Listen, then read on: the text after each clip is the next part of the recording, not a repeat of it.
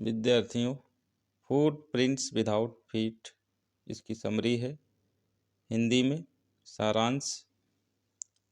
Footprints without feet, कुछ पद चिन्ह बिना पैरों के बनते चले जाते हैं, उसके बारे में एक अच्छा 10 का लेसन है। ग्रिफिन नामक एक वैज्ञानिक होता है, उसके बारे में रोचक कहानी कही गई है। वह ऐसे तरीके खोज रहा था जो किसी आदमी को अदृश्य बना सकते हैं। उन्हें अपने प्रयोग में सफलता मिली। उसने बड़ी खोज की, एक दुर्लभ दवा की उसने जो है आविष्कार कर लिया।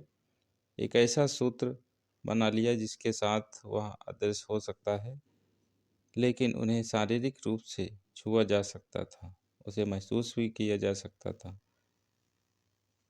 ग्रिफिन ने दवा खा ली और अदृश्य हो गया। उसने गलती से कीचड़ में कदम रखा। अदृश्य होने के बाद जब वो चलता है तो किसी को दिखाई नहीं पड़ता है, और पहली बार 2 युवकों ने उसको देखा, उसके पदचापों को देखा।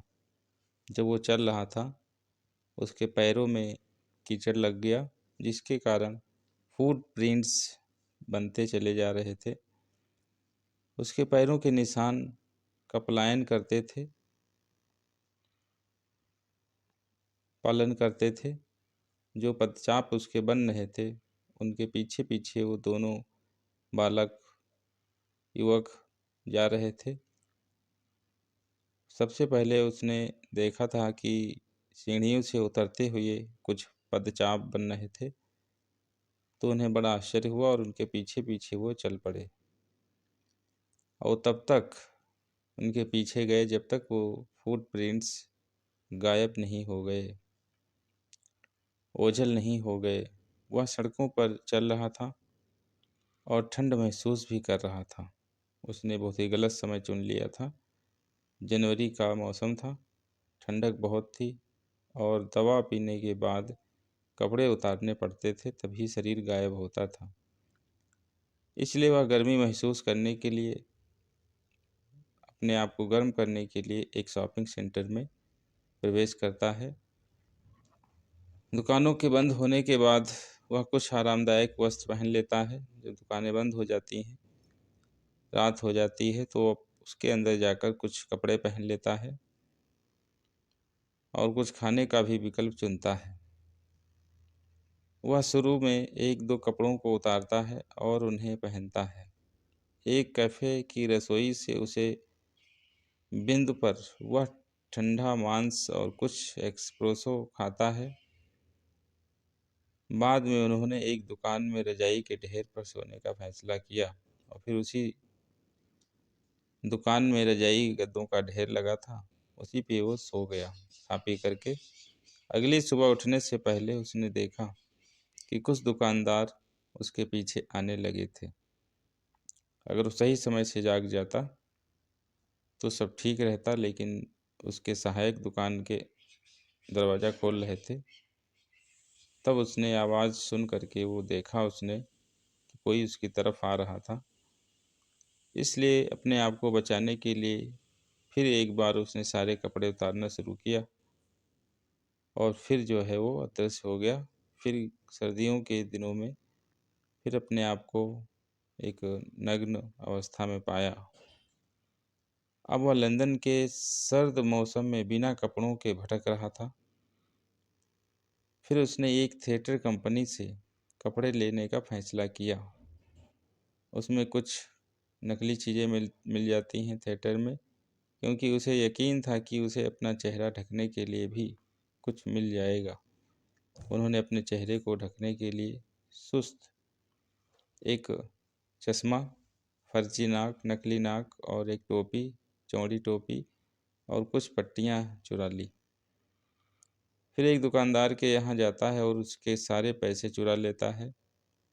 जल्द ही उन्हें पता चलता है कि लंदन इस तरह से रहने के लिए काफ़ी व्यस्त जगह है। यहाँ लंदन में रहना उसके लिए ठीक नहीं है। इसलिए उन्होंने इपिंग गांव जाने का फैसला किया। ग्रिफिन अब इपिंग गांव में चला जाता है।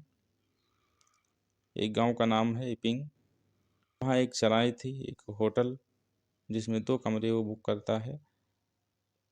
वह ग्रामीणों के लिए बहुत ही काफ़ी असामान्य दिख रहा था, क्योंकि वो नकली मूछ और पट्टियाँ और टोपी सब लगा के गया था। असामान्य था कि इस तरह के अजीब दिखने वाले एक बाहरी व्यक्ति दूसरे सर्दियों में एक होटल में रहने के लिए आया है। कुछ समय बाद उसका पैसा खत्म हो गया। उसने स्वीकार किया था अपने मालिक से, मिसेस हॉल और मिस्टर हॉल, जो उस होटल के मालिक थे, कि मेरे पास नगद पैसा अब नहीं है। तो उसने चोरी करना शुरू किया। सबसे पहले उसने मिस्टर हॉल के डेस्क से ही पैसा चुराया था। इसके अलावा उसने मालिक और उसकी पत्नी को मारा भी था, जब वे उसकी अनुपस्थिति में उसके कमरे की जांच करने का प्रयास करते थे। जैसा कि वे किसी को नहीं देख सकते थे, किसी को नहीं देख पा रहे थे, कि मालिकों को लगता है कि सराय में आत्माएं थीं। इसीलिए मालिक ने सोचा कि कमरे में जरूर कोई आत्मा आ गई है, और इसके लिए असामान्य अतिथि जो ग्रिफिन है वो जिम्मेदार है। उस बिंदु पर शहर के कांस्टेबल से अनुरोध किया जाता है कि वह अपनी पहचान के संबंध में पूछताछ करे और उसने अपनी साज सज्जा के लिए क्या किया। इससे वह नाराज हो गया और उसने अपनी पहचान को बिना सिर के आदमी के रूप में दिखाने का फैसला किया। जब मिस्टर जेफर जाता है, जो पुलिसमैन होता है, तो वो बिना सिर वाले व्यक्ति को पाता है गिरफ्तार करने के लिए।